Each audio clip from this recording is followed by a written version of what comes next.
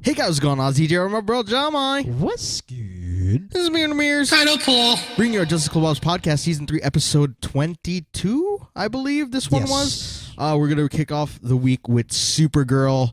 This episode was titled Shelter from the Storm. Roll a clip.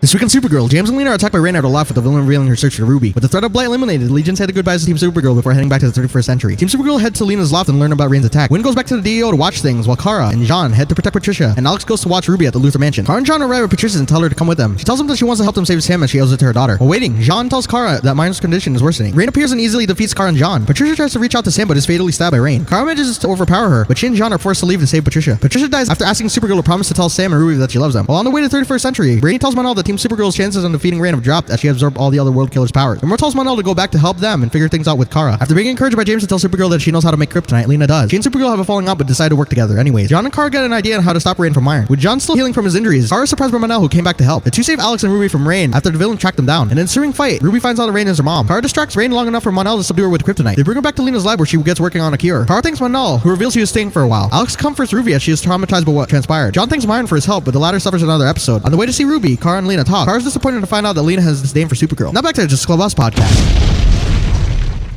One sentence. I think you can do the honors this week. I can't think of anything. It was just epic. Oh, yeah. I was trying to push it towards you because I don't have anything. Yeah, I don't have anything either.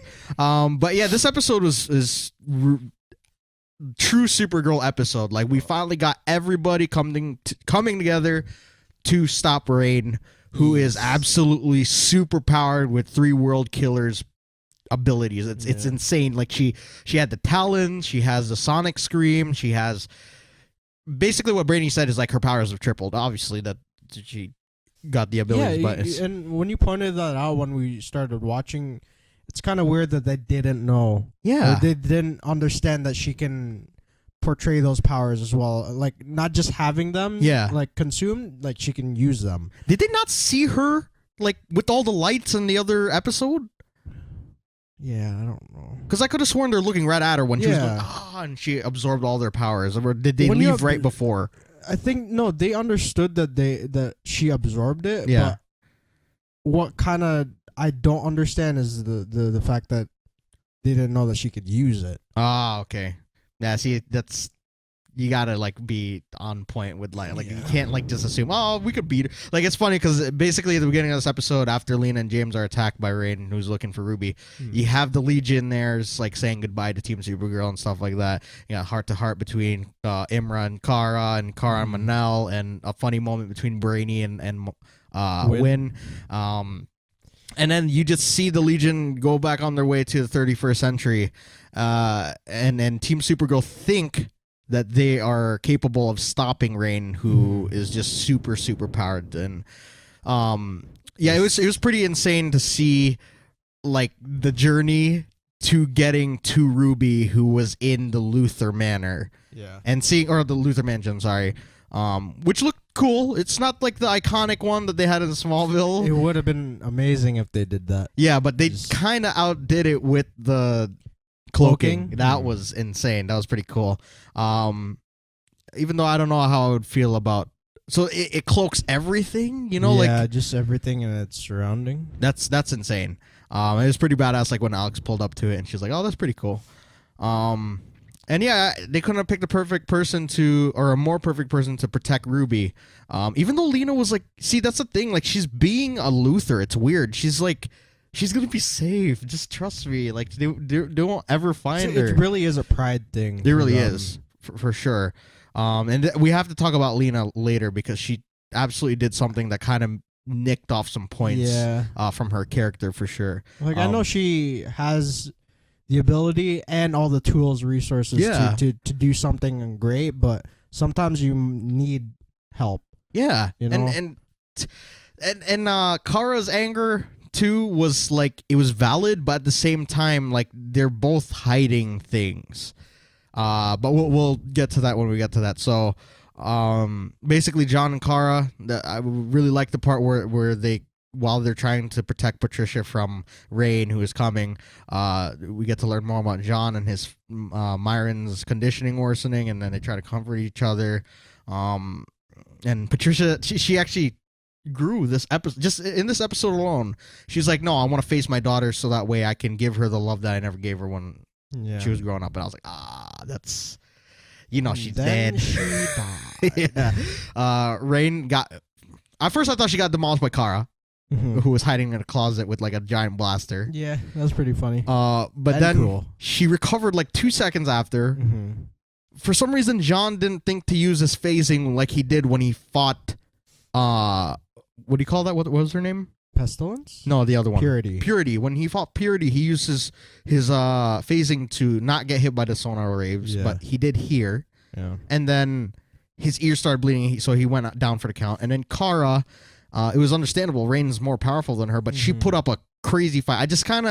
I get disturbed when they kind of underuse John in the show when he could be doing a crazy amount of things. Yeah. Like, but I guess you can kind of have that plot armor and story, story moments because he's kind of juggling the fact that his father's losing. That's true. So he's not thinking straight either. And I like how they to worry about. Going off of that, I like how they included Myron in like their whole trying to take down Rain and learning how he mediated like talks between the White Martians and the Green Martians, and they basically took that to the table with Rain. Absolutely respect Imra for allowing Mon-El to go back to help Team Supergirl take down Rain, and him and Brainy's like interaction is like, why would you bug them? He's like, because I grew fond of them. It's funny. He's like, they have a 51% chance, but we can't go back because that's not our fight. And then Imra's like, no, you gotta go back. Yeah, that was dope. She's like, cool. If you stay, it'll be. I understand, but if you come back with me, then I know that you're a true man. Yeah. It's like you love me. Or if you're you a come true. back. Yeah. She's like, I need like somebody to give me 100%. Yes. And then yes. But you can tell Mon-El on the inside. He's like, oh, she just gave me my get out of this wedding card. I'm gonna take it. And that was pretty cool. Like when I was super upset at first because I was like, yes, John's finally gonna be able to do something. Like he's like, I'm gonna take the kryptonite and take down Rain, and Carl's like, no, you can't because you got badly hurt. And then you see Mon-El pull up. I'm like, yay, because like. It's like you're so conflicted. You're like, you wanted him to have his own scene. Like, I wanted to see. Do you see this guy right here? I want to see that. Yeah. Take down Rain this episode, but it was still pretty cool, like the way that Mon-El and Kara did the super. Dude. Yeah, it's pretty cool. He got like that, like Doctor Strange sort of thing with his. He's very one with his cape. That fight scene was so cool. Ruby and Alex like running down to that panic room, and that was an amazing reveal for Ruby. That sucked though. Like her reaction was like, it's good like story. Writing, yeah. The writing was amazing this episode. Even like before they went to do this, like the argument between Lena and Kara was awesome. Like it was that was something like they needed because both sides were right. Like yes, Lena lied about knowing how to make kryptonite, and then you got Kara hiding the fact that she is Supergirl, and she kind of does have a god complex because Lena's like, there are 1,000 things that could kill me on this earth, and there's only one thing that could kill you. Yeah, that's a good argument. Like I couldn't really argue with that. And she didn't really come at Kara. It's just more like she's like, I come to you to help you. I'm not trying to like kill you with this kryptonite. Yeah, and I'm being honest. Like. Tried to accept that, but she doesn't. I think Kara needs to see that. Like, it's a very weird thing. I kind of don't like seeing Kara like that. Yeah, you know, because she kind of has to see that Lena has been she trying. Just turns on a switch and it's just stay away from me. Lena was right. Even though James like convinced her to do this, she was like, she's only gonna hear Luthor and kryptonite, and then she's not gonna. And that's exactly what happened. But we get that epic fight scene. Ruby sees her mom, and then we just get like a very cool like, this is not part of your code. Kara's like, you only kill sinners, and Ruby's not a sinner, and then that gave Mon-El enough time to put kryptonite in a NutriBullet and shoot it at. It looked like a NutriBullet. It looked like he shoved an apple in there, just went because the sound too was like. That's awesome. Took it down, brought her to Lena's lab, where apparently the Supergirl and Lena like made amends, but not really. And it was pretty cool. They're balancing out the drama well. Like Mon-El's like, I'm staying here until this thing is resolved, and it was pretty cool. Then Jean, like, he celebrates the victory with Myron, but then it gets all sad because his dementia acts up again. And yeah, the whole coffee, the mocha, Choco. yeah, choco coffee, mocha choco. He's like, I'm glad that you helped that. He's like, okay. But did you hear about this thing called mocha? It's like he just repeated it. Like it kind of sucked. It's so sad. And then Alex, like, trying to comfort Ruby because she just traumatized by all that stuff. Is pretty crazy. And I think that's pretty much where we leave off. We see Koval's like disciple. I think her name was Tanya. She stole the Book of Ra and ran off with it. Is there anything else that we missed this episode? Oh, that's another favorite part of mine is when Wynn got a jar of dirt from the 31st century from Brainy and they hugged it out. Like the way Brainy went in is like, it was like the scene in Legends where Nate was high and he saw Sarah. He's like, your face. I want your face. It looked like that. Yeah, the only thing that reminded me of was the whole Jack Sparrow. Oh yeah, is jaw dead. Is jaw dead. Jaw dead. And also is as awkward as the hug in Step Brothers with the two brothers. Yes, that was hilarious. I guess we could go on Easter eggs if we have nothing else to mention about the thing. Let's do that. Rokar was mentioned. I'm pretty sure that's a DC Comics character. Ursula as well. She is I think a Kandorian. I have to check that, but I think so. The other Legionnaires were shown, but we didn't see exactly who. But they're like, because they got infected with the blight, so that their vitals kind of went crazy. But then that was pretty cool though that they acknowledged them. Yeah, they mentioned Chameleon. Oh, cool. Yeah, nice. I think it's a hint to Chameleon Boy. Yeah. Nice. Yeah, as one of the Legionnaires that I think was the first to die. Oh. First of the 6. Or she said 6 others, so there's 7 Legionnaires, including them. Yeah, so technically 10? Maybe Goliath was in there. That would have been dope if he was. But that's kind of sucks that 7 of them got taken out by Blight. Yeah. And the only 2 plus Mon-El are remaining. That sucks. But since they stopped Blight, they might be okay. Maybe next season we might see them. That'd be dope. You know? That'd be dope. That would be sick. Somebody from Team Supergirl definitely needs to go with them, though, in order for them to go back and forth. Yeah, Wynn would be a good... He just looks like the character, and I don't know. Yeah, that'd be He dope. looks like a character that would want to go to the future. That'd be sick. Choco, they mention it again. And I like how they're like, oh, it's my favorite. It's my favorite. That's very cool. Seeing the original Martian Manhunter and the new one talking about that. Back to the Future was mentioned. Gene Wilder was mentioned. Yes. I think they were about to watch Charlie and Chocolate Factory, weren't they? I'm not sure. Oh, okay. Maybe, yeah. That's all I caught for... That was it? Yeah, Easter eggs. All right. So, next week's episode is called The Fanatical. When Tanya, a disciple of Koval's, escapes of what's left from the cult, she gives Kara and James a journal that holds the key to saving Sam. Someone learns the Guardian's identity and threatens to expose James if he doesn't do what they ask. James contemplates what it means to be a black vigilante without a mask in America. I like it. They're finally doing something with Guardian after he's been MIA since like the mid-season break. Man, I don't even know. It looks like they're going to take the story at a whole different level. I'm still going to put the theory of like Blight taking over, something taking over, so that way they move Supergirl to another Earth, because she absorbed their powers. There's no way I don't think that's not going to happen still. Because they didn't even know that she could do all that stuff. And plus, Ruby is also a hybrid, so how do you not know that, you know, she might be another problem for them in the future? But she could be their Superboy. Maybe. Yeah. Oh, shoot. It's like, what if it's like that next season if they still stay under Earth? What if it's like Ruby is tied to both Lena and Kara and Alex? And it's like the whole Superboy thing where she has powers, so she has to go to either Lena or Supergirl or Alex. Like, it's like that sort of thing, and then she gets like the patches or something like that make her feel the power, and she wants to be like Supergirl, but she's being taught by Lena. The motives of Lena might... that would be insane. Brain. Just imagine how insane that would be. This would be so dark. Because this season's already dark. Like, Rain is super powerful, and her other world killers were too, but to go down a deeper path, I think that would be insane if they did something like that. Yeah, for sure. But yeah, we have 5 more episodes of this. We still have 5 weeks. It's still short, though. Like, I thought we were going to...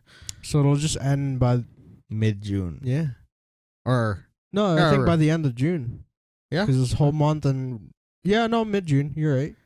This is going to be 5 exciting. weeks. I cannot wait to see... Like, and there are stills of Imra coming back to help in the fight, and also Erica Durance suited up as well, so that's pretty interesting. We are going to see Mon-El fight with the... What do you call it? The creator of the World Killer, so... it's going to be interesting to see all that go down. What else is there? Apparently, Alex might take over the DEO because John might leave because Myron dies. Hopefully that's not like true, but yeah, it'll be sad. But David Harewood's definitely going to be coming back because I couldn't not see the show without John, especially since he's been there since the first season. And that reveal of him has just been probably the best in this whole CW verse. What other theories are there? This is like the turning point with Kara and Alex or Kara and Lena for sure. Yeah. Because you see that fakeness that the Luthor is known for at the end of this episode. Yeah, she's a little too much. That upset me a lot. Like, she was just like, they're both going to visit Ruby. She's like, I can't trust Supergirl. Yeah. She's like, I don't like her. She's got a God complex. Like, she didn't trust me because I hid something from her. And I did because... and then she's like... She kept going on. She's like, James went to go check for her, but he didn't do it. And then, so she incriminated James. Sorry.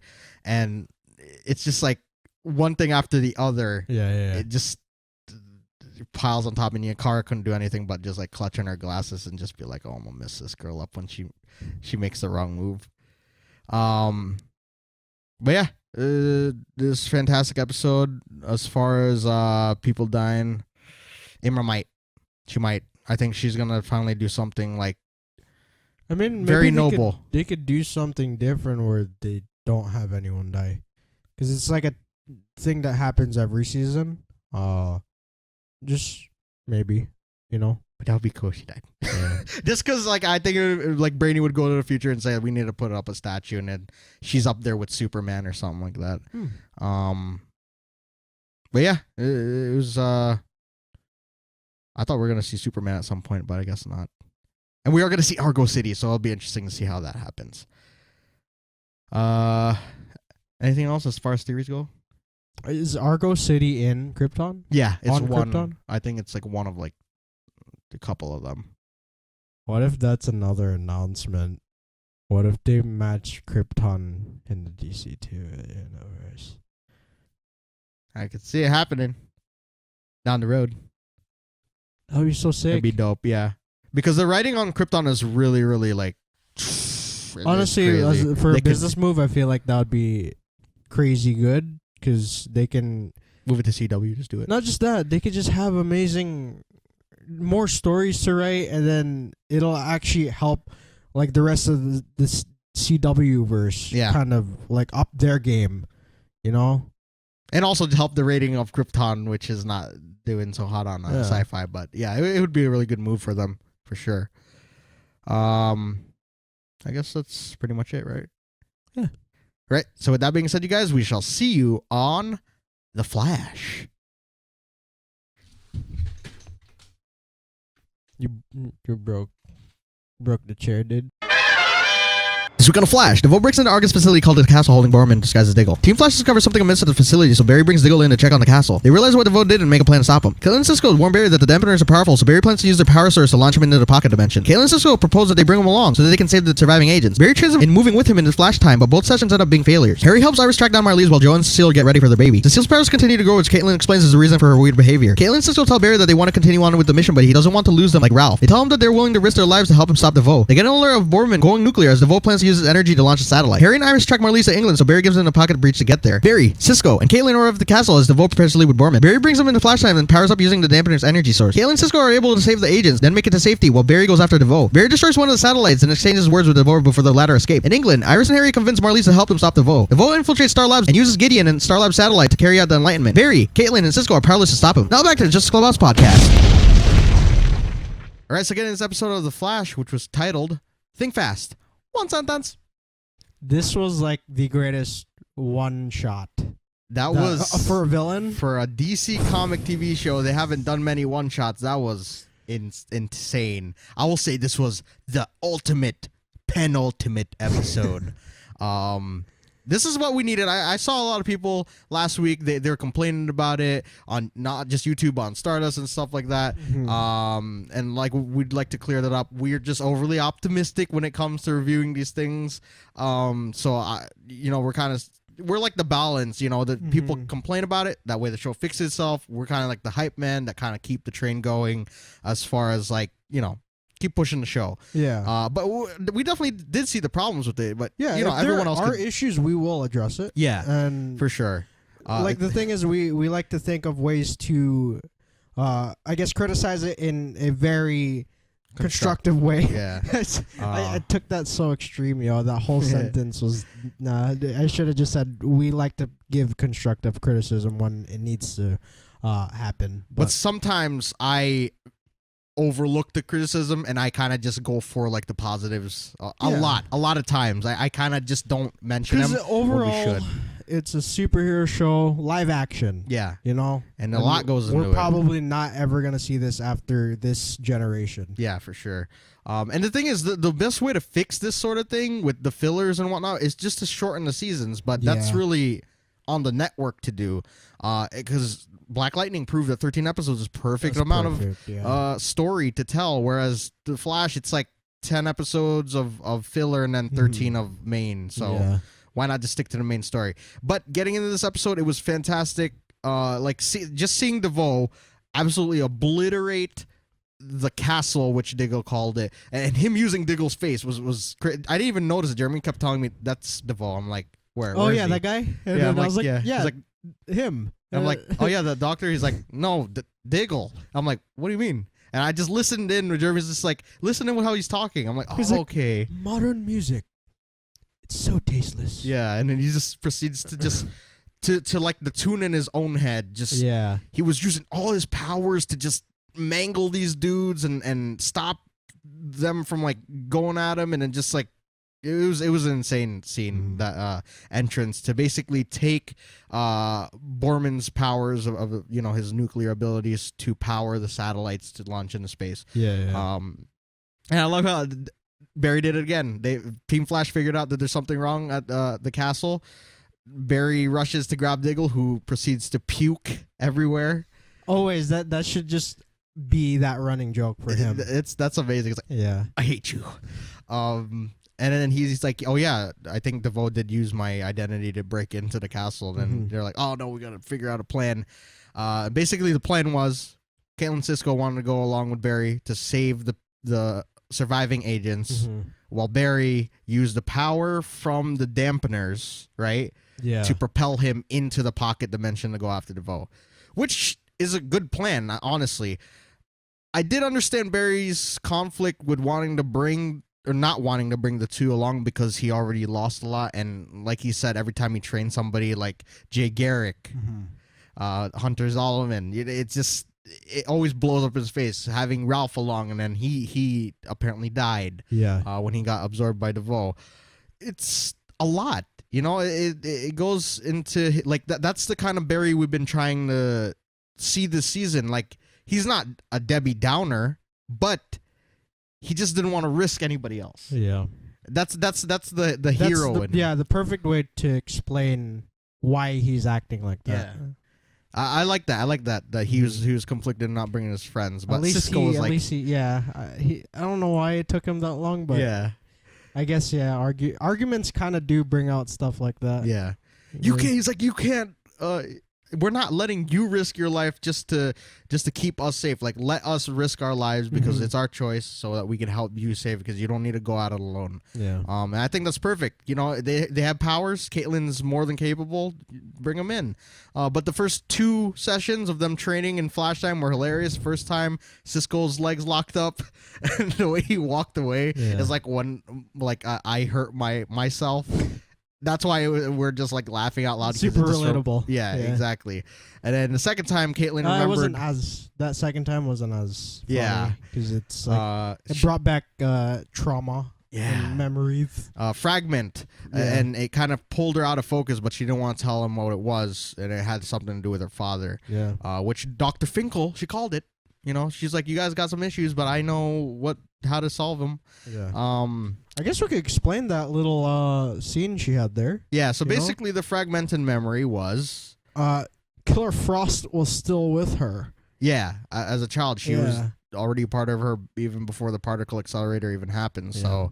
So, just quick theory, since we're here already, her father or her mother definitely experimented on her when she was younger. Or they're part of a long line of Killer Frosts. Yeah. I like explain their last name. What? Caitlin Frost. Caitlin Frost, isn't it? Oh no, Caitlin Snow. Snow. Damn it, it's close enough. Damn it. I honestly thought that her name was Caitlin Frost for a second. Yeah, I don't know why I thought that. But that's cool that Barry mentioned Frostbite. Yeah, that's awesome. Easter egg. Yeah, Easter egg. Okay. Go back. Then we got Iris and Harry going on their mission to find Marlize, and honestly, Harry and Cecile were hilarious this episode, and they put them in just enough where it was like it filled like that crazy tension that they're all going through. Yes. But they find Marlize, track her to England. Marlize go clean, simple. Bye.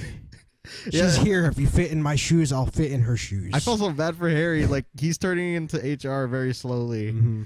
And then you have Joe and Cecile dealing with her powers like crazy growing. Yeah, it's like she's inhabiting their minds. Yeah. And like it's taking over her own personality. It was hilarious. She thought she was Joe. Yeah, that was the best Caitlin. One. Yeah. That was so funny. When she was Joe and she's grabbing the katana and stuff. He's like, okay, give me that. But yeah, that ending sequence was freaking awesome. Them going to Flash time, Barry and Cisco and Caitlin. Those two, Caitlin and Cisco, like saving the agents and getting out of there, and then Barry using that energy to propel himself into the pocket dimension, going after DeVoe, taking out a satellite, and then confronting him. And then they basically have like an exchange of words. That's the only problem I had, was that he didn't try to stop DeVoe then. I know, but it's just like, it's like when something epic happens, they have to like calm it down. Yeah, exactly. They're just like, hey, there's too much action right now. Let's just like chill out. Yeah. But what we kind of want is for them to just keep ramping it up. Yeah, duke it out. This is you said penultimate. So one season more. Finale is next week. Why not keep that momentum going instead of like, I don't know. It's like they're about to hit the climax of their story, and then they're like, oh, let's just bring it back down before we hit that. And I'm like, why not just keep it going? Because how sick would that have been when Barry destroyed that satellite? And that sequence was sick, because like he was traveling through the pocket dimension, and then you just see him come out. He throws a bomb out of Jeremy. Said he had an item slot. That was hilarious. Yeah, he's explodes it. What would have made that even more epic is if he ran like super speed, like in Flash time, and then just started like pummeling him or something like that. Like, I want to see. No offense, I don't mean to like taint Barry's character, but it would be nice for him to actually beat down the bad guy, because every season the bad guy seems to beat the crap out of him at some point. So why can't he do that to them? Like just that one shot of him like beating down DeVoe. And then DeVoe could have turned on all his powers, stop Barry, and then like it would left, and then do that whole scene with him going inside the chamber. Yeah. And like just that one scene of the two of them talking could have been replaced with another action scene. Yeah, for sure. But I will just say, but it was probably Cuz story, because one of DeVoe's powers is bad luck from Becky Sharp. So she has good, or he has good luck everything around. Like he emits bad luck to everyone else. So maybe Barry's bad luck is that his brain doesn't turn on sometimes. That's actually smart. That's a pretty good. I'll just say that. Moment, just see the positivity and everything. Yeah. There's endless positivity and endless possibilities. Sorry. But yeah, we see Iris and Harry make their way to England with the pocket dimension or pocket breach. West Island. Yeah, that was West so Island. funny. He's on the wrong number. Yeah, he's like, I think I know where Marlies is. An apartment 4. No. Okay.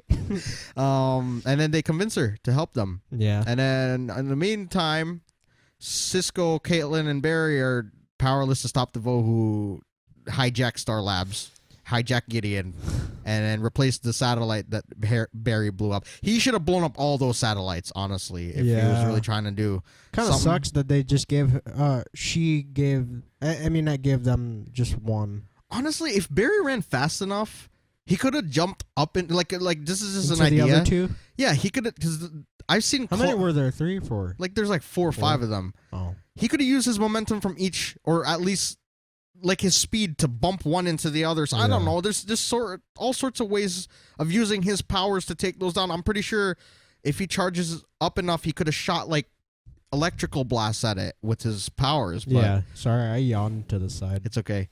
But see, that's like, I don't get it. Like, so he's so overpowered, and yet they don't have him use his abilities sometimes. I don't understand. I think that's that's another Cuz story thing. And he could have phased through them. Yeah. Like John Jones, he's done that. Yeah. He's phased through stuff and destroyed them from the inside. Maybe it's like when adrenaline rush. When you get an adrenaline rush, it's like you're very what's that called? Tunnel vision. You have tunnel vision, so you have that. They already had that plan in mind. Maybe they didn't. Of course, they didn't plan for him to stop those other things, and that's, I guess, his main focus. Yeah. But what they should have done is try to focus on everything else, not just the one satellite. Because I'll be honest, if that were Oliver with Barry's powers, Oliver would have bodied all those satellites. For sure. And like someone like Ray Palmer he's would have used that type of guy to think ahead, though. Yeah. And then even Ray Palmer, who's kind of like a airhead sometimes, not all the time, because he's a genius in certain areas. He would have used his suit to just fly through every single one of those things. Yeah. So I guess that's the irony of him, is he's the fastest man alive, but he doesn't have the capacity to think ahead. Yeah, that's true. Or have a separate plan for what happens. Come on. Would have been cool. Yeah. But yeah, we basically end off with the enlightenment happening, and then everything turns purple. It looks insane. Yeah. I guess we get into Easter eggs before we get into the previews and theories for next week. Sure. So the Easter egg was Frostbite, right? The big one. Ferris Airfield. So much. Sorry. Ferris Airfield. You said Frostbite, right? Yeah. You know who that is? He's a character in the Wildstorm. Yeah. Yeah. Black Hawk Island. And it's kind of cool because she has like the suit that kind of resembles him. That's awesome. Mm-hmm. Super Friends was mentioned. They raised awareness for ALS. Yes. The castle brain blast. I was thinking Gotta Blast for Germany. Oh, it's cool because it's like because she has frost powers and the ALS. Yeah. There's the ice bucket challenge. Kind of coincides with each other, dude. It's like part of her. So perfect. Yeah. Like that whole the awareness arc makes sense. Yeah. It's amazing. And Nietzsche. Nietzsche? You mean Nice? You guys gotta guess what that is. We're not gonna say what that is. But I guess we could get into the previews for next week if you don't have any other ones, other Easter eggs. You said Legion of Doom and stuff. Did we? Did you? No. I didn't. Yeah. Well, it was in that line with the Super Friends. Oh, okay. Because he's like, nice. DeVoe's a one-man Legion of Doom. Nice. Yeah, and then he's like, why don't we call the Super Friends? So next week, the finale is called We Are the Flash, and Team Flash get help from a surprising ally in their battle against DeVoe. I guarantee you Iris is going to say at the end, We are the Flash. We are the children. We are the... Oh, no, stop it, Iris. But yeah, so I'm going to say a theory, and then Jeremy's going to go off that theory because we both have very... It's like the same sort of thing, but just different. See if I could enlighten your mind through my mind.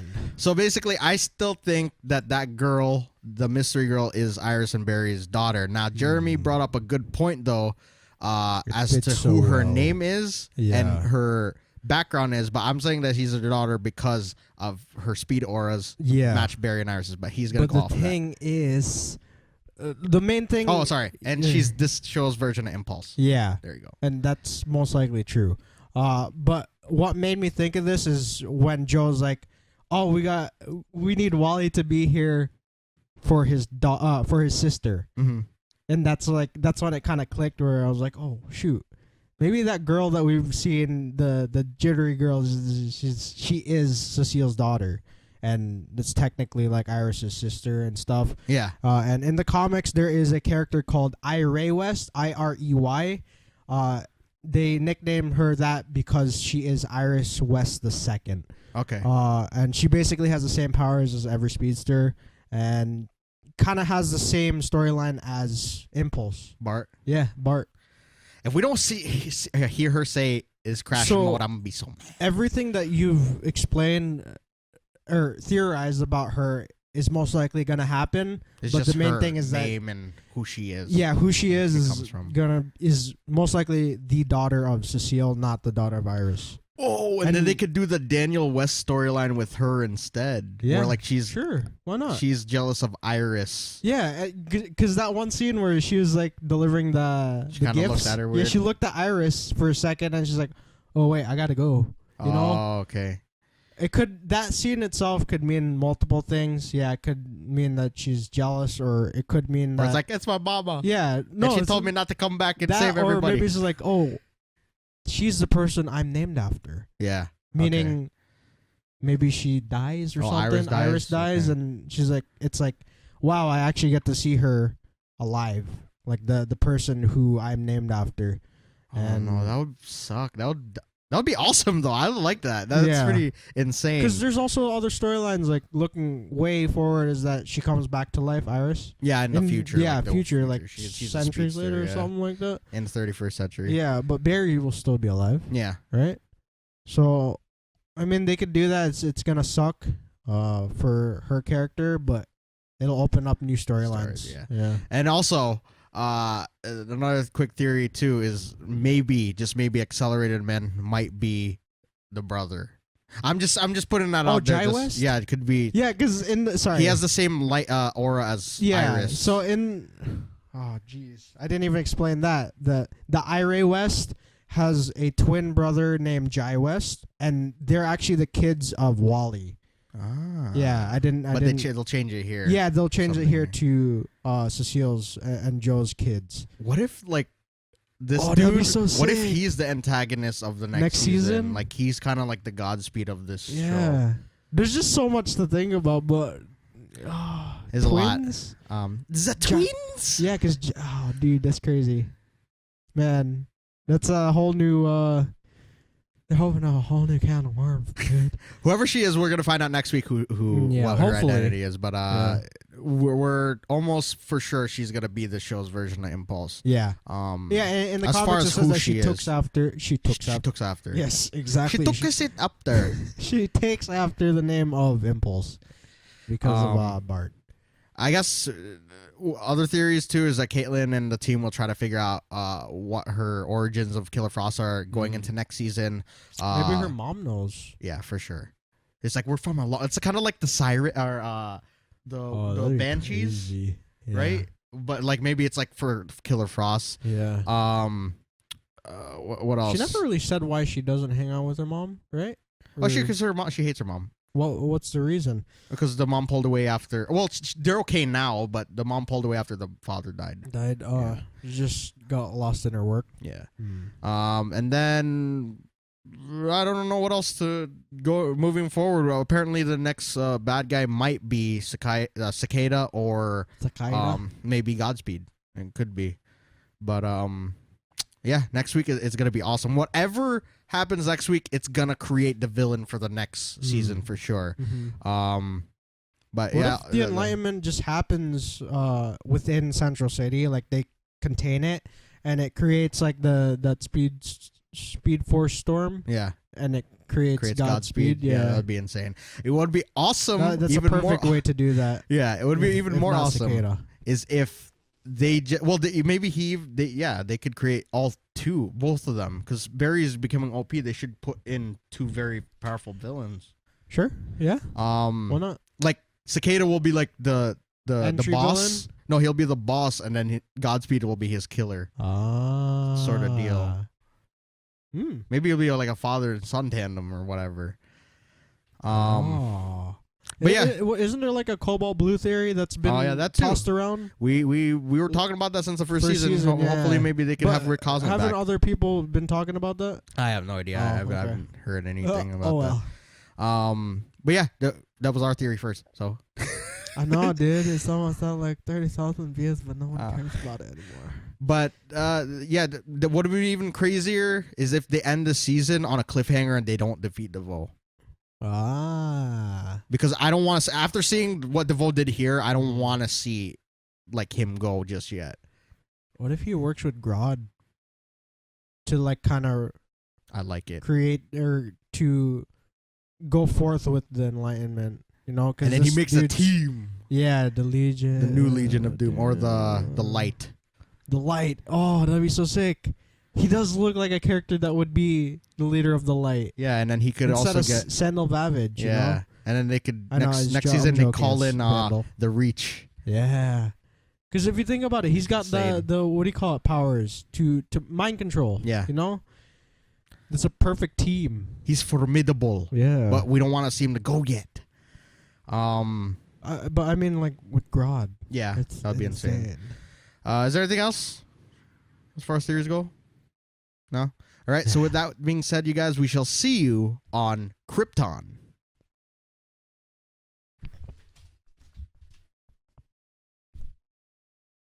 All right, so getting into this episode of Krypton, which was titled Hope One Sentence.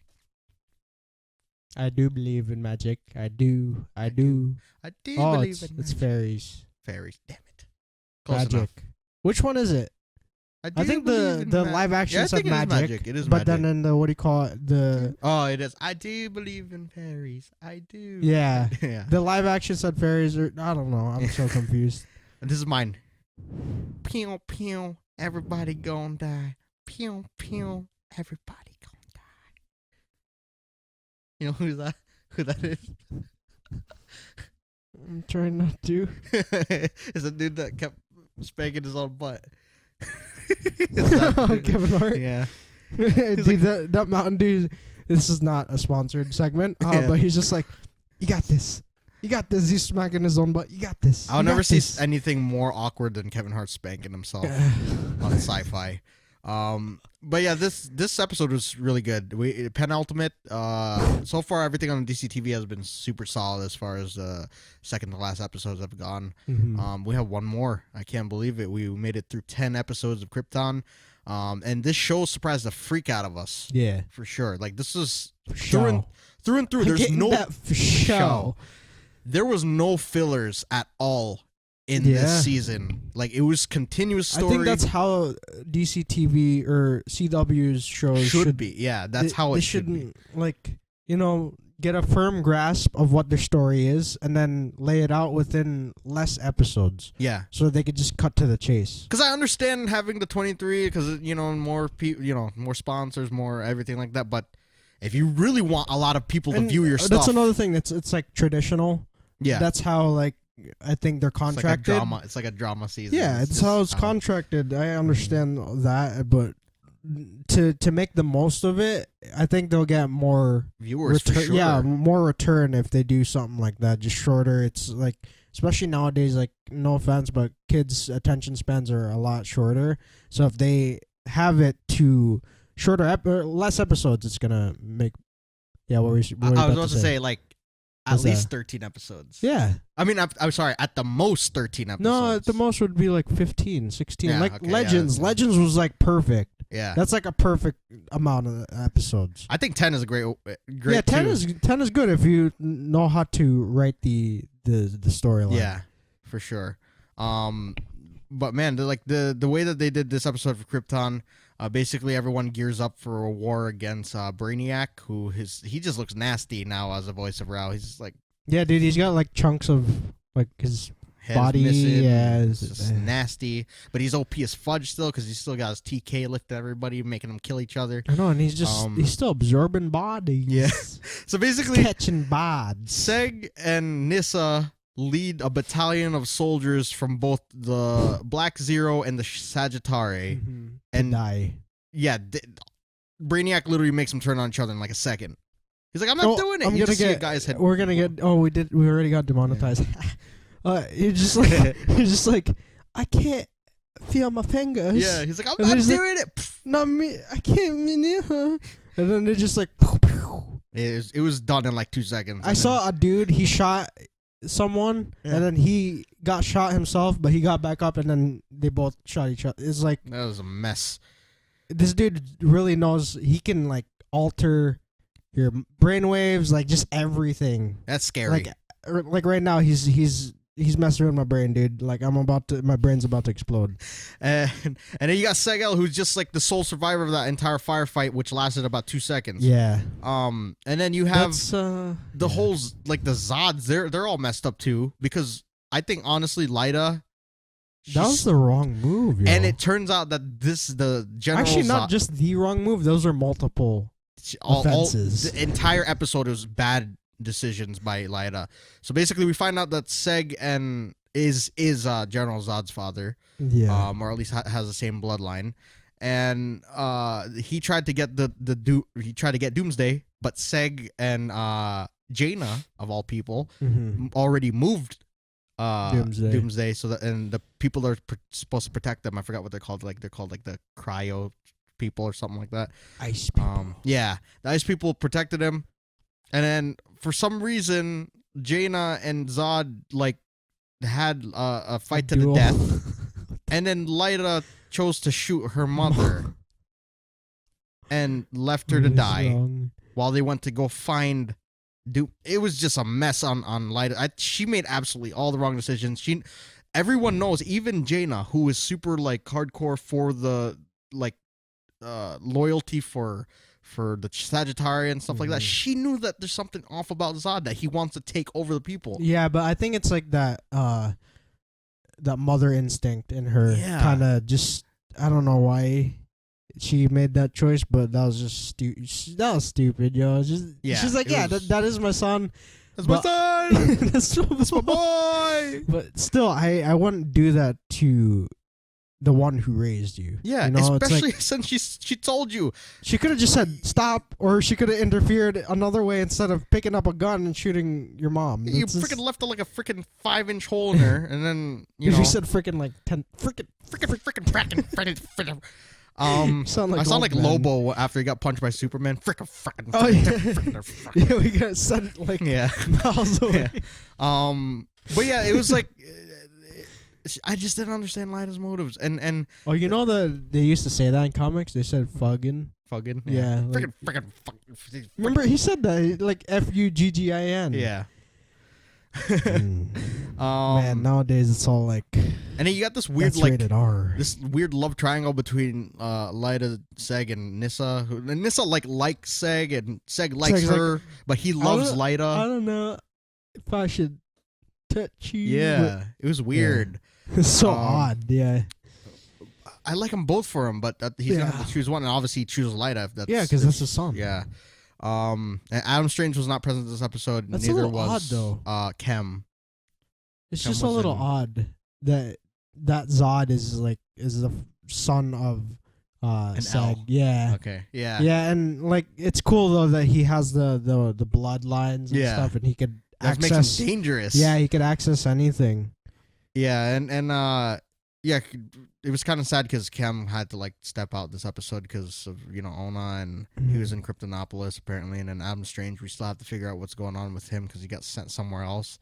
And basically this episode ends with Seg and Nyssa escaping Brainiac's clutches, and he turns into the absolute badass form that we've been wanting to see him in. That was a perfect reveal. Yeah, his voice is so freaking scary. Yeah, and his suit looks so dope, and his face is spot on. The way he said that, I don't know what he said. He's like, the time has come. Your world is mine. Oh yeah, there you go. And it has that weird that effect on it, so it sounds like there's like two voices there. Yeah. It's like, Krypton, your word is mine, or something like that. I don't know if that was picked up, but yes. All you hear is like, Yes. Yeah, next week finale, and it's titled The Phantom Zone. It's gonna be dope. Going to the Phantom Zone. Yeah, and apparently, what's his name? Zod said that, or told Lyta that they're gonna use Val-El's help to take down Brainiac, and he's still alive. So they're going to the Phantom Zone to get him. Interesting. I can't. You know what would be crazy is if Brainiac is Val-El. Whoa. Or like part of his brain is. That's scary. You know what I'm saying? And then because he's been trapped in a Phantom Zone, which is basically like the Speed Force, kind of made him go crazy. And then maybe he created Brainiac, or he is Brainiac. And then Seg is going to have to figure out whether he wants to kill his grandpa or not. Because that freaking cape is fading. So, he's just like, I just want to end it all. Enough with this bullshit. Superman is stupid. My great-great-grandson's not even worth, He's a piece of shiz. Trying to be as PG-13 as possible, but I don't give a shit. Yeah, so one more episode. We still haven't seen Hawkwoman. Hopefully we'll see her. Maybe that's where Adam Strange is with. Yeah.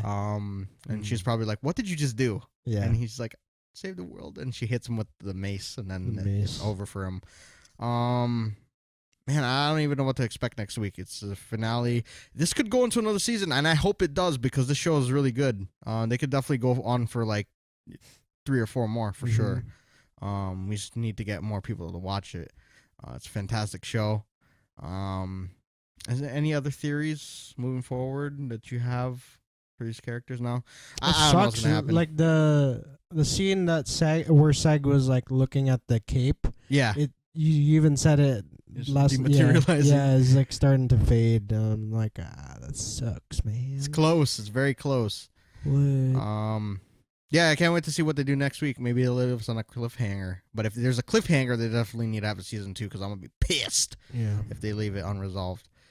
I don't know why. Like, that's the one thing I kind of want to see is them have superpowers. I know that they can't because they're on Krypton, but wherever they are, like if they transport to a different planet or whatever, or a different timeline, because I feel like that's another thing that might happen. They might go to different timelines. I want to see him have powers. Whoa, what if this happens though? Like, what if Val-El builds a super suit for Seg-El, but then, first he builds a super suit for Zod. Yeah. And then Zod kills Brainiac, and then he builds a super suit for Seg so that he can fight Zod. That'd be sick. And then the next season is Zod trying to take over Krypton. You know what would be sick? This is super reaching, but they accidentally send Doomsday to the future. Oh. And then Seg actually, he goes to the future and tries to help Superman. Yeah, what if it's like that the way? That'd be sick. It's super different, but, you know. I like that. That's so hype. Yeah. I like it. They're just, what's his name? Strange is like, what the hell did you guys do? We sent him in a pod. That's to the future. And they're like, uh-oh. Oops. Yeah. I don't know. I want to see something like that. That'd be so cool. It is way different, and I like that. Yeah, I think we should end it on that. Yeah. With that being said, we shall see you on Arrow. I'm getting better, but we're still big as fudge, dude. This week on Arrow, Oliver, Dinah, and Curtis raid the SCPD while Diggle, Renee, Samandra, Argus, and FBI raid Diaz base. They defeat all his men, but there's no sign of Diaz. Diaz calls Lance and tells him to call off the FBI or he will kill Laurel. They trace Diaz's location, but Renee, Samandra, and a few FBI agents walk into a trap. While Felicity works on a way to disarm the bombs, Renee calls Zoe to tell her he loves her. Felicity successfully disables explosives long enough for them to escape. After Lance briefs them all on what Diaz said, Oliver makes amends with Diggle, Renee, and Dinah. Oliver gets Lance to agree to use Laurel to get to Diaz. When Lance meets with the villain, he alerts him of that the FBI is listening and demands that he be brought to Laurel. Oliver remembers that Lance told him of his pacemaker, so Felicity tracks it. Team Arrow storm Diaz's base after he shoots Lance. Dinah helps Laurel get Lance to the hospital while Oliver Oliver confronts Diaz on the roof. The two engage in a brutal fight in which Oliver wins. Before he can finish Diaz, Laurel appears and uses her canary cry to launch him off the roof and into the waters below. Oliver tells Samandra that although Diaz may still be alive, he was able to get a clone of the driver on his neck. All the information in it will save the city. Team Arrow go to support Lance at the hospital. Oliver shares a moment with Lance before he goes into surgery. Sarah arrives after getting a call from Laurel, so the two get to know each other. Team Arrow are shocked when Oliver reveals that he's turned himself in so that they can all have immunity. Before Samandra takes him away, Dr. Schwartz reveals that Lance died, devastating everyone. At the SCPD, Oliver explains to Felicity and William that he's going to be locked away at Supermax and that it will be impossible for him to escape. He then gives a statement to the media revealing himself as the Green Arrow. He urges his team and friends to continue defending the city. Diaz is revealed to be alive and Oliver is locked away at Supermax. Now back to the Justice Clubhouse podcast. Alright, so getting into this episode of Arrow, which was titled Life Sentence, One Sentence. Life sentence. Perfect. One sentence. Sorry, that's no. I don't even know. I was about to sing a song, but I just don't even know how to encapsulate this episode in one sentence, really, other than life sentence. Like, literally, it means so many things going into this episode. Just that phrase alone. So many feels by the end of it. Like, the first half was very fast-paced. We basically get Team Arrow divided up into teams. You got Oliver. I mean, we could say all the canaries are there. Yes, that's pretty sick. Original the canaries sing in harmony. Yeah, in harmony that will freaking burst your ears. Yeah. That was really, I mean, we all knew that sad. Something bad was going to happen, especially since Sarah was going to come back, and we kind of figured out that it was going to be really bad when she hadn't shown up like halfway through already.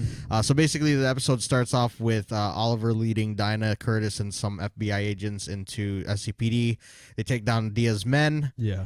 Easily, and then you got Diggle, Renee, Samandra, and their FBI agents taking out Diaz's like base. But he's nowhere to be found. Yeah, he's always like 2 steps ahead of everyone. See, that's the thing. He never really grew on me as a villain because he only had this back half. But he kind of grew on me here. Like, his unhinged side is the part of Diaz that we've been wanting to see since this season started. The thing is, Caden James kind of took that away from him. Like, I was more invested in Caden James. Yeah. Didn't he get like off after the mid-season? Yeah, basically. Like when it came back? He just got freaking in the throat. But like, it wasn't even... That's like a lot of story. Just to be abruptly ended for no reason. I mean, it's pretty cool, but like, they should have built up the real villain. Yeah. But at least we can say Diaz is not done. His story is not done. And this all culminates basically, Diaz threatens to kill Laurel if Lance doesn't call off the FBI, because apparently Diaz turns into a dog without a leash when the FBI are around. Like, he's not afraid of a super vigilante team, but he's afraid of the FBI. FBI, yeah. He's like, call him off, or I'm gonna put a bullet in her and she's gonna have a third eye. I think he just wants he doesn't want that kind of notoriety, because because then everybody's that group, if you get the FBI in on it, then they're just gonna take everything down and make it public. Yeah, for sure. Because it's kind of ironic, because they're very secretive people, but they're gonna out their villains, like publicly, and I don't think he wants that. But it was kind of funny seeing him scramble, but it was also very scary because he was very unhinged. Yeah. Oliver was just trying to tell Lance, "I'll protect you and Laurel. Just let us use Laurel as kind of like the bait, so that way we can draw Diaz out and we can follow him back." Yes. Ends up Lance makes a weird decision to go and tell Diaz that everyone's listening in on them. Smart but risky. Yeah. He's reunited with Laurel, but he is shot.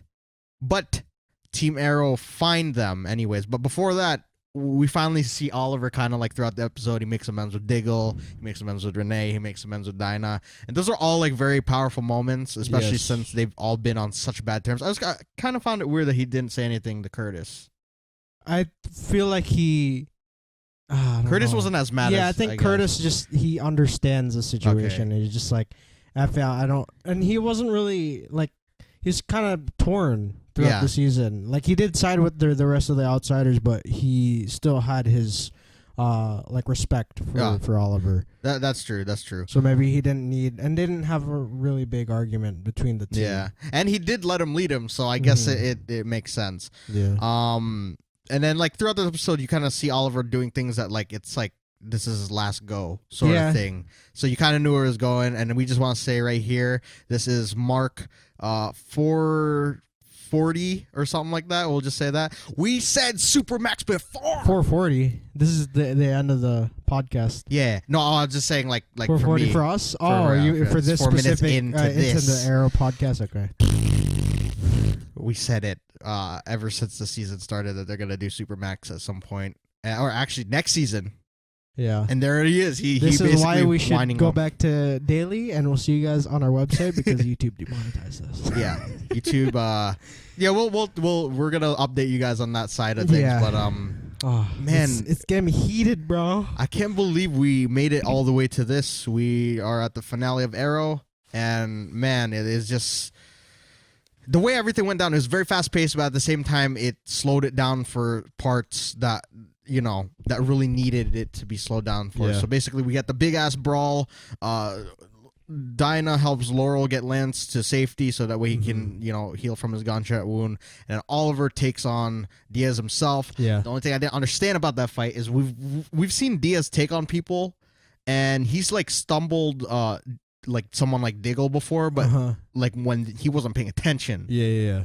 So I don't understand why Oliver was going down that quick. This guy does not fight as well as Adrian does for sure. Yeah, I don't know. I think it's like a adrenaline thing for him. He's just gonna take Diaz? out. Yeah, for Diaz, it's just like I'm this angry, so I'm gonna output this much anger, or this much energy, so that I could. It's like what do you call it? Mentality. Yeah, like survival. Because when Oliver cracked him real good, like once on the head, like that was it. The fight was over. Yeah. He was about to end it, but then Laurel launches him off the roof with a canary cry. Oh, that was. And he's still alive. But silver lining was that Oliver obtained a clone of that the USB head around his neck, so that way they could save the city and out all the people. It just that were on his payroll. Sounds so weird when they say sniffer. Sniffer. Yeah, it does sound weird. Data sniffer. And he gives that to Samandra. It's Samandra. I thought it was Samandra. It is Samandra. Mind blown, dude. Or we're going to call her Sammy. And then everyone, Team Arrow, they all go to the hospital. Oliver exchanges words with Lance and says, you're like a father to me. I want to thank you. And then you hear the way Lance talk, I'm like, oh, he's done. But that kind of sucks that Oliver even also... That wasn't English. He kind of sensed it was coming. Yeah, because it was like they're saying goodbye. Yeah. And then Laurel called Sarah, and then it was like that's when you knew. That scene was kind of sad. Like, it was. I know the entirety of it. It was sad, but just seeing her go through those doors and like, I'm thinking like, yeah, she's seeing someone that looks like her sister, but really isn't like her, and then. She gets the news that her father's about to go through surgery and may not make it out. And the big thing is that she didn't even get to see her father. Yeah. Before he said bye-bye. It's like the timing, she's a time traveler, but she didn't make it in time to her father's, passing. But yeah, like you could just like Jeremy was saying, actually hits close. When you see Sarah walk through the doors, she has a smile, and then in a matter of like seconds, she realizes that's not her sister. Yeah, and then you see it in like the way that Laurel was portraying her emotions. It hits you too because it's like she did a good thing, but she doesn't know how to reach out because it's not her. Yeah. It's weird. I don't know how to explain that, but yeah, it did hit you in the feels box for sure. And then it just gets more news. Yeah, it gets worse. You see Oliver stand up. Samandra takes him into custody. He's like, I'm trading myself in so that all of you guys you have immunity. Sorry. And just seeing like all their faces, you see Diggle wasn't there, was he?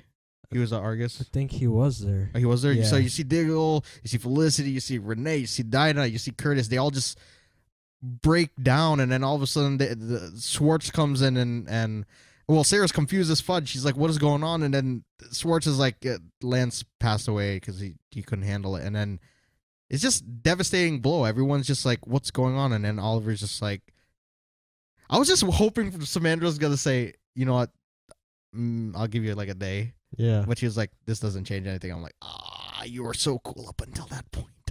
And it was tough. She's like the type of person that lets her work get in the way of everything. Yeah, for sure. She prioritizes work above family, you know, like something that's more personal. Which She's sucks. too good at her job. Yeah. And then we basically have Oliver just telling Felicity and William to prepare to, take care of themselves while he gets locked away at Supermax. Yes. Which Slab was just, yes, I'm very excited, but at the same time, you just could feel the freaking hurt emotions by everybody. Like, and after that, after you see Oliver, like, just, he's about to explain stuff to William, you see the Lances just grieving over Quentin's body. And it's just like, why did you do that to us? And Oliver basically gets in front of the crowd and the media, and he just admits that he's a Green Arrow. He expunges everything having to do with Roy and Tommy being the Green Arrow, and then he just tells everybody, like, on the team, his family, his friends, he's just like, keep fighting a good fight while I'm locked away, protect Star City. Yep. And then it pans over to Diaz, who is, looking more like his comic book counterpart with the scars and the tattoos and whatnot. And he's like, oh, I'm going to take this shitty back. Dude, for an old man, he's got, like, a developed back. Yeah, he does. He got, like, muscles, like pulsing out of every single part of his back. It's kind of scary. I will say, though, like, he wasn't lying when he said, I thought that was the most random line he said all season, but it kind of made sense there. He's like, make him bigger, because more muscles coming in. He said that like a couple episodes ago when he was getting his suits made. Yeah. I thought it was weirdly placed, but I guess it makes sense for the character. But man, that's pretty much where it leaves us at. Oliver's locked away, and he's just like, it's kind of like a Barry situation, but it's more dire because it's like these are just normal people, I guess. And aside from Dinah and Laurel, they can't really do much other than really wait to see if and plan. You can't break him out of a prison that's meant to hold like people like Barry. So yeah, this specific one has meadows. That's crazy. You want to mention all the Easter eggs before we go into theories and stuff? Sure. I think that's the only one. The fact that they showed it on the back of his suit. Oh. Yeah, the slab. Explain it though. What that is. It's one of the Supermax, like one of the big penitentiary. English penitentiaries. Is that my English? Penitentiary, yeah. Okay, Jesus Christ. Yeah, and this one's located in Jersey, which is where Gotham is. So sweet. It kind of ties into what Stephen Amell said during the upfronts. When was this? Today? Crossover next He year. mentioned that there's a Batwoman crossover, and it's going to be in Gotham. Yes, and the slab is located there, so it's going to take place. Yeah. New scenery, I guess we could say, for next season. Longbow Hunters were mentioned. Yeah. Oliver World Tour, which what Felicity called his little like making amends thing with everyone. Old Yeller. Diaz he didn't even know the damn name of the movie, and Earth 2 Laurel did. That's sad. It's kind of ironic too because she screamed. Yeah, at him. That's crazy. He was trying to Yeller. You're supposed to put him out of his misery. You're not supposed to give him another chance to rise up. Yeah, why did she do that? I would have screamed right in his ear. He's like, she said, "Oh, what I needed to do what needed to be done," and he's like, "He's not dead." I had him. It's like, you think that's gonna kill him? And she should have done what she did to what's his face? Vigilante. Yeah, just scream in his ear. Yeah. That was a freaking plot armor like crazy for Diaz. But yeah, I guess we could get into theories for next year. Supermax. Yeah. Supermax. Oh, I forgot to mention the warden of the slab is Mr. Miracle. Nice. He's one of. And I thought that was like one of the new gods, but I was thinking of Scott. So. Yeah, he took over the mantle. This one that owns the slab is the third. Okay. In line. So here's this big ass theory we're about to drop on you guys. This crossover next year is gonna involve Bruno Mannheim, Intergang, and Apocalyptans. How this is gonna happen is that Batwoman is probably trying to see where Intergang is getting the weapons, And they could make it cool by making it so that the Apocalyptans on Kara's Earth, if she doesn't get moved on to their Earth, are trading. Yeah, they're doing like the whole pocket breach thing, and they're giving weapons to this other Earth to spread widespread panic and stuff like that. And Oliver somehow gets mixed in the middle of it. We see Roy, Thea, and Nyssa come back, so the way they help. What if they take over? Yeah, what if they take over the Longbow Hunter's name? I like it. You know, I like it because he mentioned it, but I don't think they're real. I think they're debunked for now. But I think those three might take over. I was laughing earlier because I was just telling Jeremy, like, what if the Longbow Hunters are those three? And then like when Diaz tells them to like go after Oliver, they turn around and just kill Diaz. It just ended there. Yeah. It's just like, son of a bitch. Dead. But yeah, next year is gonna be interesting. We're gonna see Diggle, manning Argus, keeping the city safe, keeping the nation safe. Yeah. The new Team Arrow with Curtis, Dinah, and Renee, they're gonna have to keep the city safe. We'll just keep them. We'll keep calling them the Outsiders because they're not really. Because Arrow's not there, so it's kind of. That's true. So the Outsiders are gonna be taking. Oh, I mean Diggle. I totally forgot. He held the suit. Yeah. He was touching the case with the suit. So Oliver did outfit him. I forgot about that part. That was a very important part. Yeah, that was a really cool moment. Like, it's like the passing of the mantle, but you don't really know what's about to happen, sort of deal. I really like that. Yeah, it'll be interesting to see how things change when he's gone and who he meets on the inside. Yeah. Maybe he meets Batwoman on the inside. Like, maybe she gets arrested on purpose so that way she could see who's doing stuff. Because Bruno Mannheim is locked away. So maybe we might see Bruno Mannheim next year with Oliver. He really is taking over Batman's. Yeah. Not really his storyline, but yeah, basically characters around characterization. I'm trying to not say that, but it's still gonna go to that. But yeah, it's like the whole mythos is sort of just with arrows, but it is Batman.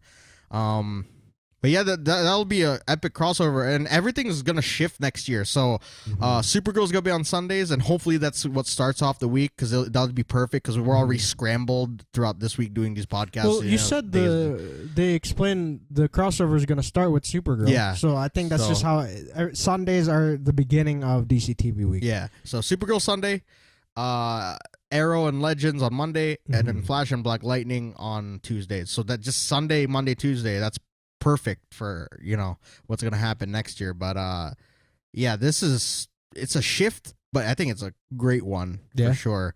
And what they did tonight on Arrow, it definitely changed the dynamic because nothing is gonna be the same again. He is known as the Green Arrow, and if he returns, he's gonna have to go in hiding. He can't be out in the open and get a real a normal job and stuff like that. And then Lance, he's gone, so that sucks. And we have the story arc between Laurel and Sarah. I'm pretty sure they're gonna explore next season, and maybe William will step up to the plate and be like, "I want you to train me." To Diggle.